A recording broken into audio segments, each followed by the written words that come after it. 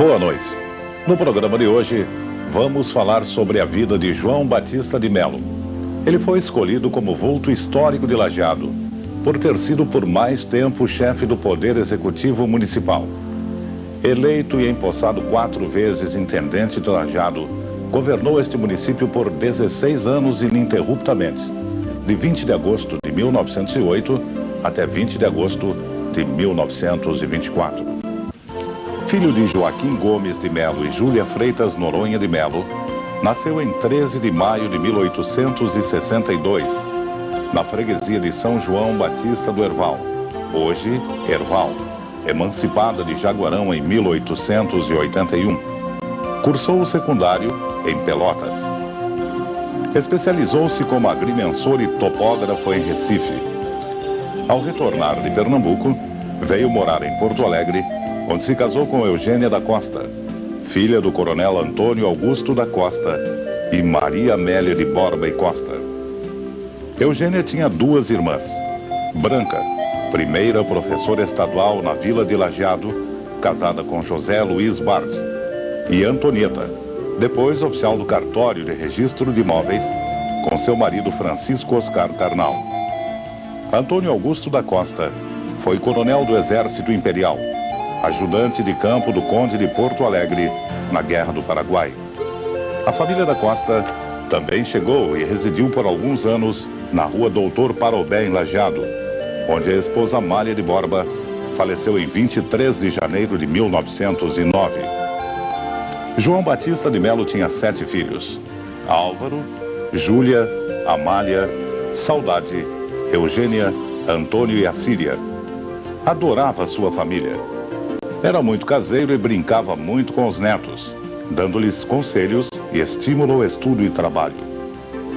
Quando Lajeado se emancipou em 1891, estabeleceu-se em Lajeado para medir terras e assumir funções públicas no cartório. No período da Revolução Federalista, refugiou-se com a família na cidade de Taquari.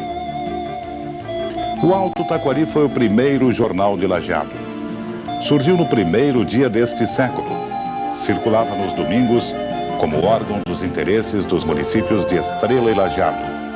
O primeiro proprietário foi Francisco Oscar Carnal, que antes tinha uma tipografia em Cruzeiro do Sul. Vendeu o jornal ao seu cunhado Arnaldo da Costa Bart, mas ficou com a direção. Uma das principais notícias do primeiro número, em 1º de janeiro de 1901, foi: no dia 31 do passado, celebrou o padre Bernardo Bolli, o vigário desta vila, à meia-noite em ponto, a missa comemorativa da terminação do século. 2 morteiros poderosos saudaram diante da porta da igreja de Santo Inácio a chegada do novo século XX. Dizia-se um jornal político. O Partido Republicano tem no Alto Taquari sentinela avançada, o defensor acérrimo de suas criteriosas leis. O texto em língua alemã era de autoria de Emílio Schlaves, Pastor Emílio Gantz, Guilherme Frank e, por último, João Wagner Filho. A redação do jornal funcionava na casa de Guilherme Frank, na rua Bento Gonçalves, hoje número 522. Com a edição de 3 de maio de 1908, a propriedade do jornal passou para o seu cunhado João Batista de Melo, e desde 23 de maio de 1908 para a Burman, deixando de circular logo depois. João Batista de Melo também morava na mesma rua Bento Gonçalves, esquina da rua Carlos von Koseritz, em casa histórica, lamentavelmente já demolida, para dar lugar a um espigão. A partir de 9 de março de 1902, apareceu em Lajeado o mensário Estrela Vesper, com 4 páginas, de caráter literário, satírico e humorístico. Vesper é o planeta Vênus, a grande estrela vista ao fim da tarde. O número avulso custava R$200. Arnaldo da Costa Bart, sobrinho de João Batista de Melo, era seu diretor. Era composto na redação do Alto Taquari, mas circulou apenas 5 meses. Quando seu cunhado Francisco Oscar Carnal terminou seus 4 anos de governo, não pretendia ser reeleito. Alegou falta de saúde. De fato, faleceu 7 anos depois. Por isso, na convenção do Partido Republicano, presidido por Ramiro de Oliveira, representante do presidente do Rio Grande do Sul, Antônio Augusto Borges de Medeiros, foi escolhido Melo como candidato à sucessão municipal. João Batista de Melo foi eleito com 1.742 votos, com 46%, enquanto seu opositor obteve 624 votos, abstendo-se de votar 1.386 eleitores. É preciso reconhecer que na época campeavam as fraudes eleitorais, não havendo eleições secretas, nem o voto feminino. As mulheres só puderam votar em 1935. Quando Melo iniciou seu governo municipal, o Brasil era Reino Unido a Portugal e Algarves, e festejava o centenário da abertura dos portos em 1908, o que representava mais espaço na economia nacional. As companhias de navegação como a Companhia Arns, Companhia Jäger e outras tinham dezenas de barcos a vapor, gasolinas, lanchas pelo rio Taquari, transportando passageiros, transportando riquezas do vale ao porto da capital. A doca de Porto Alegre era muito movimentada. O atual porto, Borges de Medeiros, construiu depois. O intendente Melo assinou em 1909 uma planta de um trapiche elevador construído na foz do rio Guaporé, entre Mussum e Encantado. Observe-se o funcionamento de uma machambomba. Na parte interna do armazém havia um grande peão de madeira, com um cambão para movimentá-lo, por tração animal, o qual caminhava em cancha circular, fazendo o peão rodar, enrolar um cabo de aço, puxando 2 pequenos vagões sobre 2 trilhos de trem.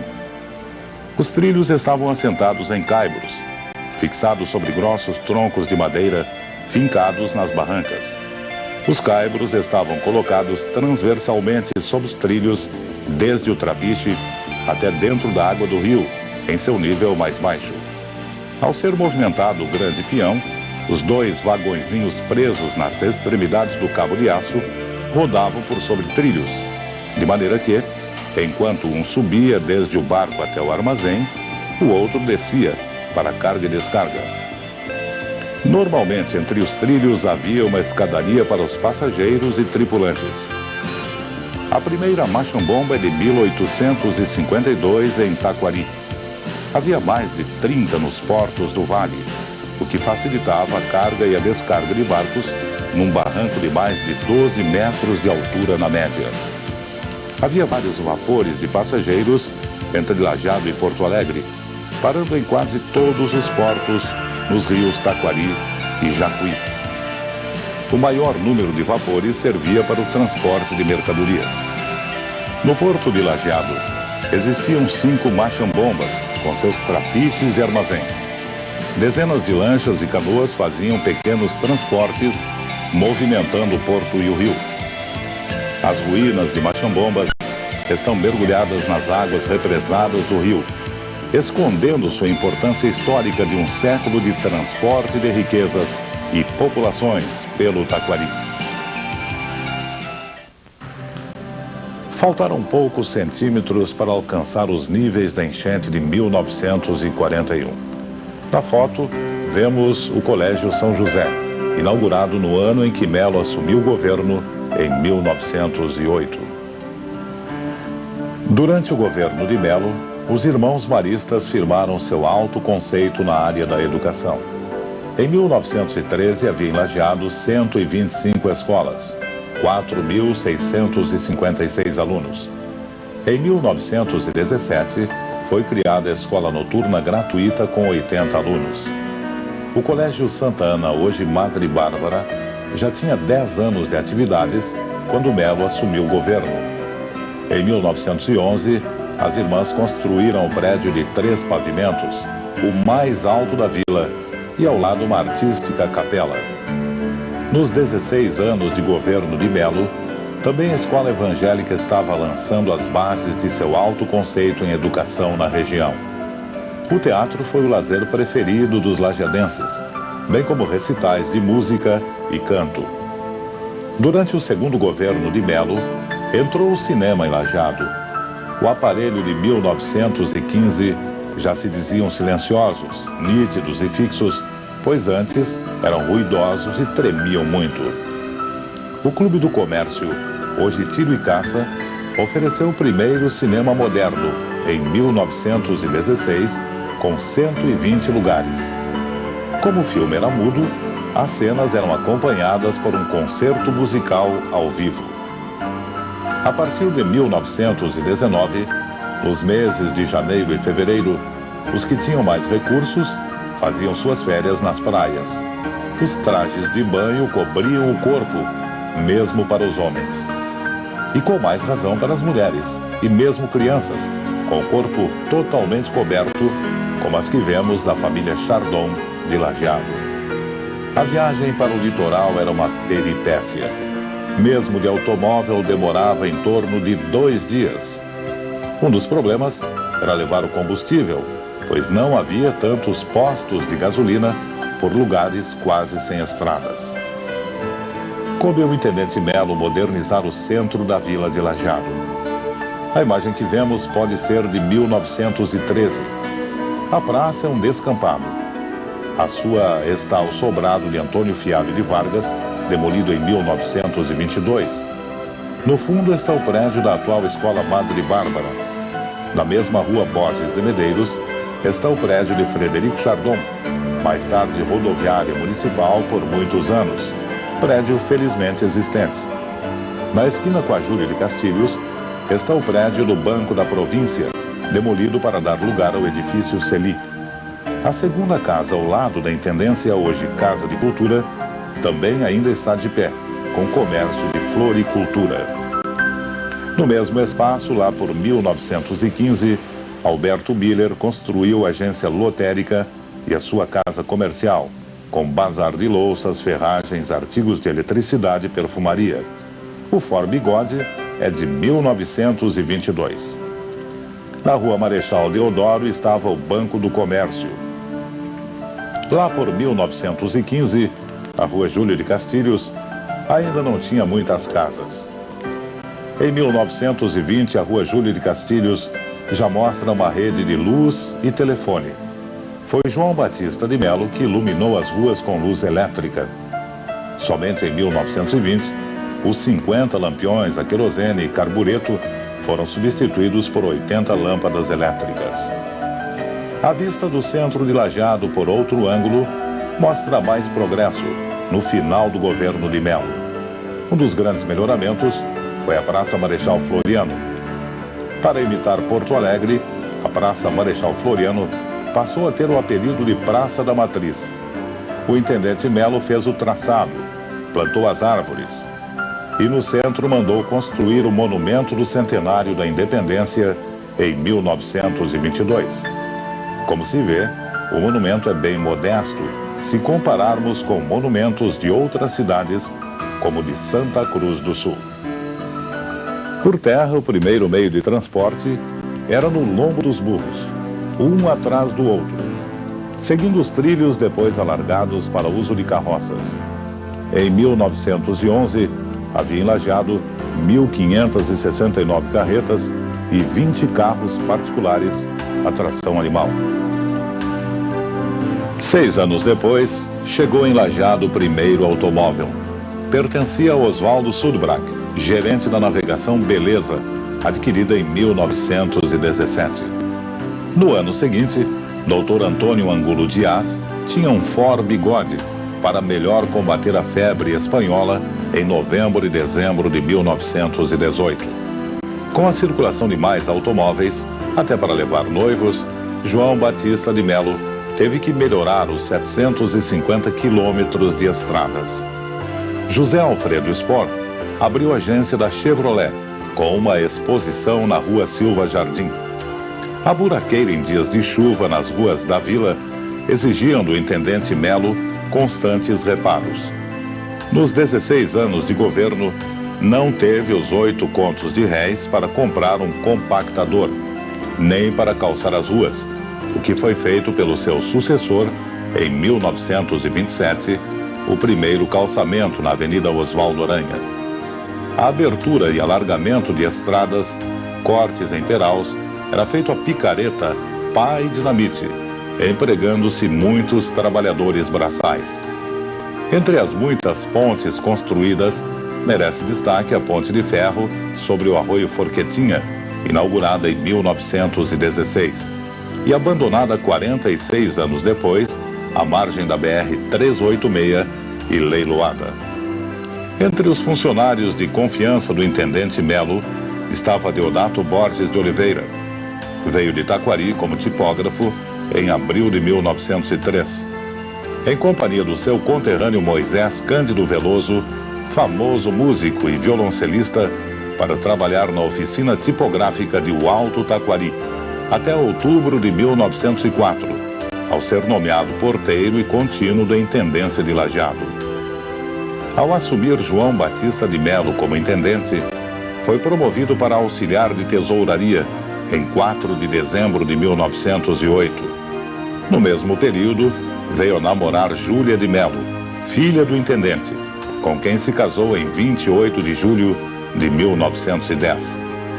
Foi novamente promovido para escriturário da intendência. Do primeiro casamento teve 12 filhos. Em segundas núpcias, casou-se com Paulina Erna Borchmann, tendo mais 5 filhos. Sempre incentivou a prática do esporte.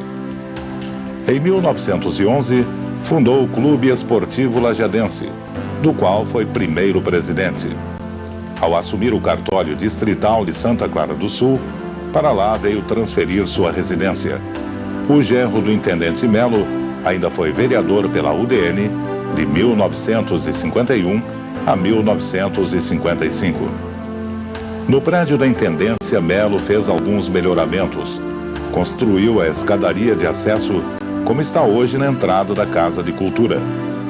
Além dos problemas de saúde, surtos de doença, o intendente Melo tinha que enfrentar diversas enchentes devastadoras, como a de 1912. A imagem mostra um barco junto à praça, exatamente onde hoje está o Fórum da Comarca. A enchente de 1919 matou 24 pessoas e destruiu 55 casas. As águas uniam Lajeado, Estrela e Cruzeiro do Sul. Em 1912, Melo inaugurou a linha telefônica em todo o município. Construiu prédios para abrigar o governo das subintendências de Encantado, Antagorda, Vila Fão, Santa Clara, Arroio do Meio, Marques de Souza e Cruzeiro do Sul. Por toda parte enfrentou problemas, com dezenas de enchentes e surtos epidêmicos, praticamente não recebendo recursos públicos estaduais. Durante a Primeira Guerra Mundial, o Brasil lutou ao lado dos Estados Unidos contra a Alemanha. Ficou proibido falar o alemão e o italiano. Muitas localidades mudaram de nome. Por exemplo, Nova Berlim da Forqueta ficou chamado Marques de Souza. No fim do seu 4º ano de governo, João Batista de Melo deu posse ao seu sucessor, empresário Carlos Fett Filho, em 20 de agosto de 1924. Em Lajeado, João Batista de Melo foi escrivão da Coletoria Estadual, secretário da administração de Júlio Mai, titular do cartório de Lajeado. Na visita pastoral à paróquia de Santo Inácio do arcebispo Dom João Becker, em 1929, João Batista de Melo fez o juramento de abandonar a maçonaria, recebeu dele os últimos sacramentos e faleceu em 31 de janeiro de 1929 em Lajeado, sepultado no cemitério católico velho.